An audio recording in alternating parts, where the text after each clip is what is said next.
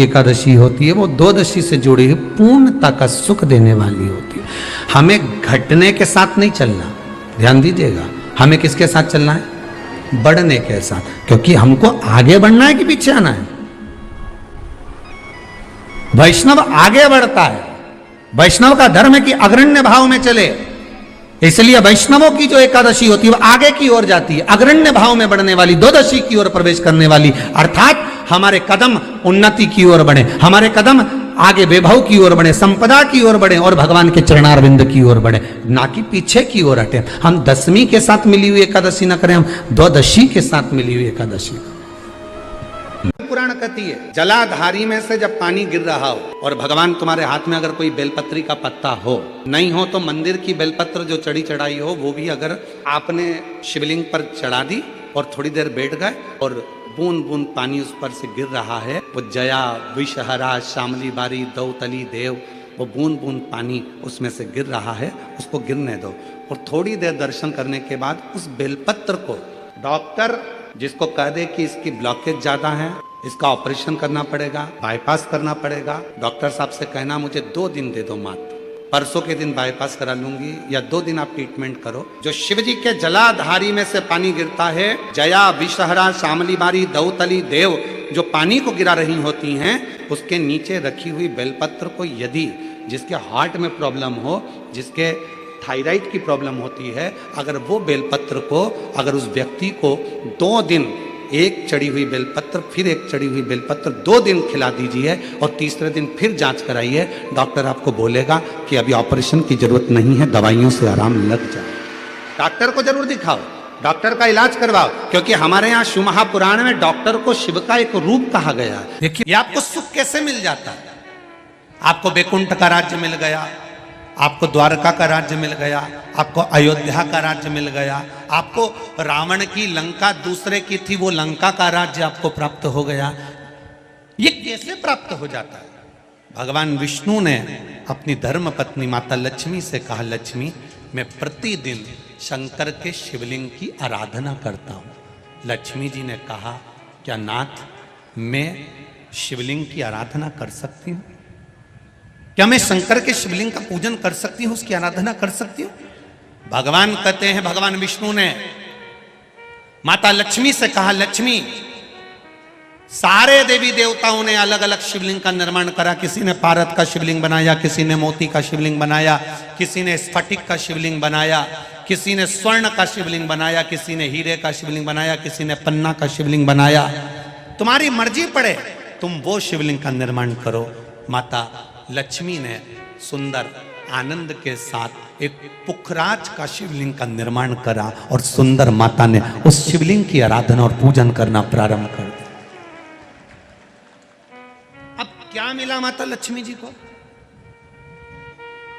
लक्ष्मी जी को मिला क्या?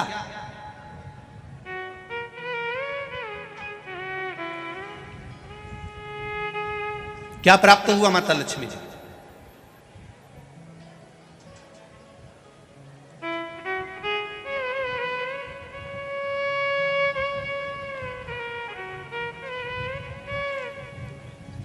भगवान कृष्ण की प्रिया है राधिका जी, राधिका जी के प्रिय हैं भगवान कृष्ण।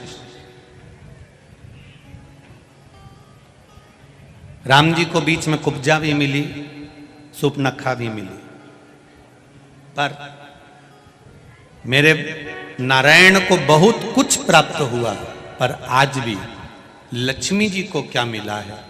तो कहा, लक्ष्मी तुम किस चीज के लिए शिव जी की आराधना कर रही हो? लक्ष्मी जी कहती हैं, बस आपके चरण की सेवा मुझे दिन रात मिले। नारायण कहते हैं, मैं तो भगवान शिव के सेवा में लगा रहता हूं और आप मेरे चरण की सेवा मांग रही हो, तो मेरे चरण की सेवा ऐसे नहीं मिल सकती। कोई देगा तो वो देवाधिदेव महादेव ही दे सकते। घोर तप माता लक्ष्मी ने करना प्रारंभ करा, शिवलिंग का स्नान कराती, शंकर भगवान का अभिषेक करती, शंकर भगवान की पूजन करती, शिव जी का सुंदर आनंद से श्रृंगार करती।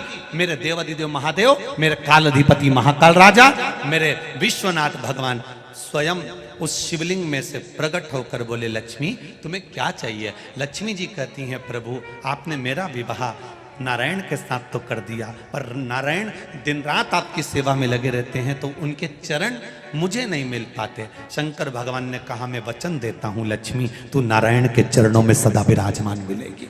वर दे।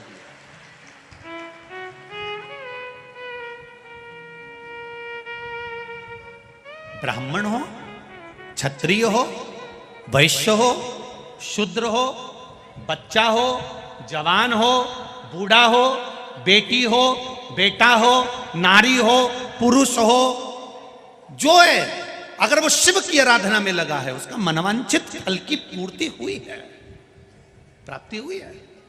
और कोई तुमसे कहे कि स्त्री शंकर भगवान का आराधना कर सकती है, पूजन कर सकती है, तो दूर नहीं जाना। ये जो शिव पुराण है हमारे पास में, गीता प्रेस गोरखपुर की, उसका दर्शन मैं आपको करा देता हूँ। ये शिव पुराण गीता प्रेस गोरखपुर की है, तुम भी बाजार से लेकर आना। इसका 73 नंबर का पेज निकाल कर पढ़ना विद्येश्वर संहिता में से। उसमें लिखा हुआ है, जो नारी शंकर भगवान का स्नान कराती है, श्रृंगार करती है, पूजन करती है, वो संसार सागर से मुक्त होकर मां पार्वती की परम सखी बनकर विराजमान होती है। यह विद्येश्वर संहिता कह रहे।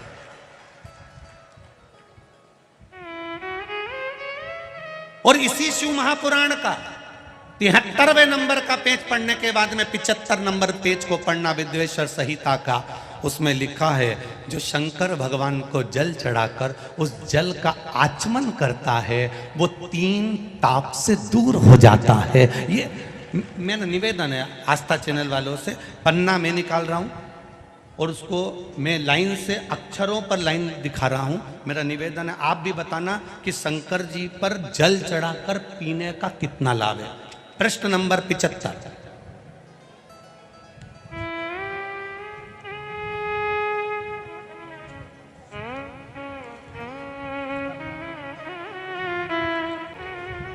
आस्था चैनल से निवेदन है, और आप सब भी एलसीडी पर ध्यान देंगे, और अपने अपने मोबाइल पर भी, जितने लोग टीवी पर कथा सुन रहे हैं वो मोबाइल पर सुनने वाले, वो जो लोग कहते हैं शिव जी पर जल चढ़ा हुआ नहीं पीना चाहिए, उसके लिए मेरे वेद व्यास जी लिख रहे हैं, पेज नंबर 75 विद्येश्वर संहिता। ध्यान रखिएगा।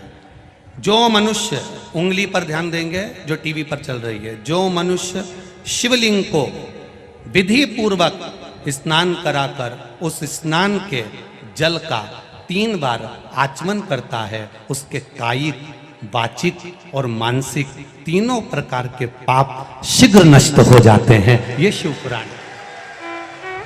अब शंकर भगवान के शिवलिंग पर चढ़ा हुआ नैवेद्य, शंकर भगवान के शिवलिंग पर चढ़ा हुआ प्रसाद खा सकते हैं कि नहीं खा सकते? कोई कहता है महाराज जी स्वान की योनि हो जाएगी, कुत्ता बन जाओगे, कोई कहेगा ये बन जाओगे, कोई कहेगा वो बन जाओगे। अब उसको पढ़िए, पेज नंबर 75 शिव महापुराण विद्येश्वर संहिता। मेरी उंगली चल रही, वहां पर ध्यान देना। भगवान शिव का नैवेद्य अग्रह है। इस भगवान भावना को मन से निकाल दें कि शिव जी का चढ़ा हुआ प्रसाद नहीं खाया जाता। ये भावना मन से निकालें। शिव के नैवेद्य को देख लेने मात्र से भी सारे पाप दूर हो जाते हैं। खाने की तो बात ही दूसरी है।